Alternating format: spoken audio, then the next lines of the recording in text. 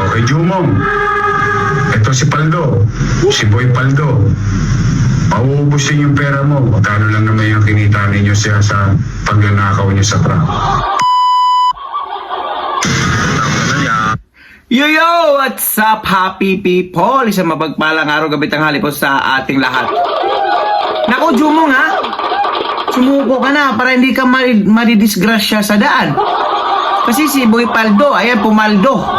Pumaldo sa pagnanakaw nyo, huling-huli. Sinasabi na nga natin sa inyo eh. Ayaw nyo kasing maniwala na may 24/7 na batas dyan sa City of Manila to be led by your Miss Moreno. Panoorin po muna natin itong mga tulunggis dyan sa Road 10, mga kois, mga guys ha, na kung saan po ay, ayun po, nagnanakaw po ng mga kahit anong makikita lang sa mga biyahero trackers natin, mga kois ha. Oy, Jumong ha, sumuko ka na. Go! Go! Ayun pa, dalawa pa silang umakyat. Yari kayo ngayon, Memon!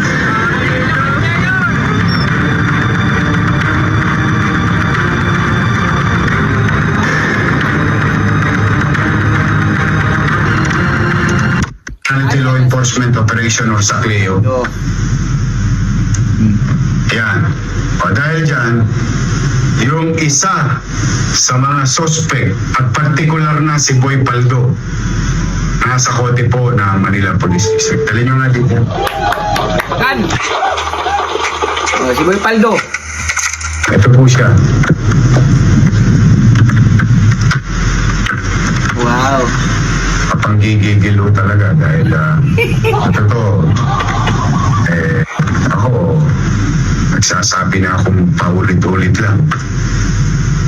Pero sige lang, may dibdib naman yata siya.